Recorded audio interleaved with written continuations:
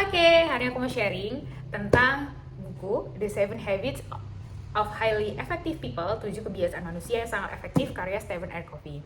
Aku baru baca sampai halaman 131 dan aku mau sharing pengalaman aku baca sampai halaman tersebut.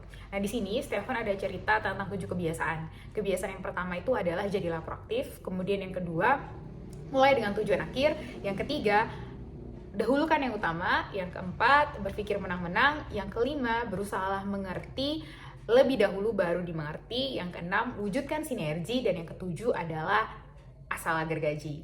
Nah, dari 7 kebiasaan ini Stephen Covey mempermudah pembacanya untuk memahaminya dengan bentuk diagram yang berbentuk lingkaran. Nah, di diagram ini Stephen Covey membagi menjadi dua. Yang bagian bawah itu adalah kebiasaan pertama sampai kebiasaan ketiga, kemudian yang bagian atas itu adalah kebiasaan 4 sampai kebiasaan 6. Terus kebiasaan 7 mana? Kebiasaan 7 ini adalah lingkarannya. Nah, untuk kebiasaan 1 sampai dengan kebiasaan 3 yang ada di bawah lingkaran itu dikelompokkan Stephen sebagai kemenangan pribadi. Jadilah proaktif, mulai dengan tujuan akhir, dahulukan yang utama itu adalah kemenangan pribadi. Kemudian setelah kemenangan pribadi itu terjadi dari 3 kebiasaan tersebut, Stephen mengelompokkannya ke kemenangan publik yang tadi kebiasaan 4 sampai dengan kebiasaan 6. Berpikir menang-menang, berusaha mengerti lebih dahulu baru dimengerti, dan yang keenam itu adalah wujudkan sinergi.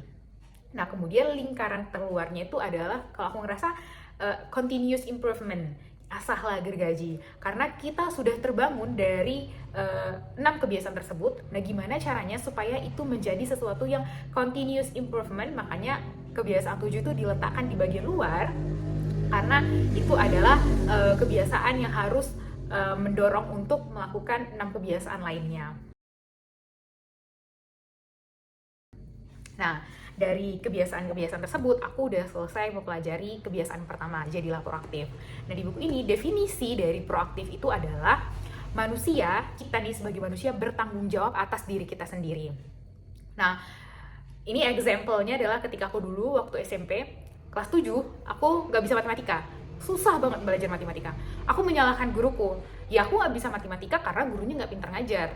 Aku nggak bisa matematika ya memang karena gurunya nggak peduli sama siswa-siswa yang nggak mengerti. Nah, setelah baca buku ini, aku jadi paham. Pada saat itu, aku bersifat reaktif.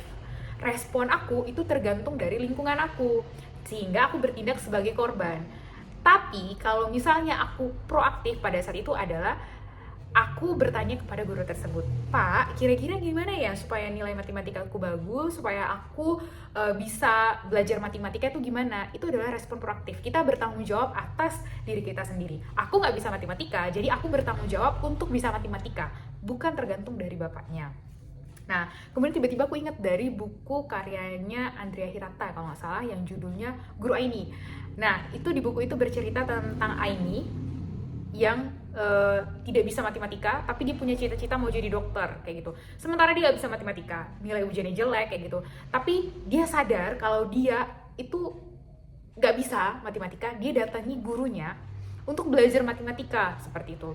Nah, aku tiba-tiba teringat cerita itu dari bukunya, judulnya Guru Aini kalau nggak salah. Nah, kemudian hal menarik yang aku dapatkan dari mempelajari kebiasaan satu itu adalah ada kalimat kayak gini di halaman 125. Kita bertanggung jawab atas efektivitas kita sendiri, atas kebahagiaan kita, dan pada akhirnya menurut saya atas sebagian besar keadaan kita. Nah, ketika aku baca ini, aku teringat lagi sama itu ceritaku dari kebiasaan pertama, jadilah proaktif. Sekian cerita hari ini, dadah!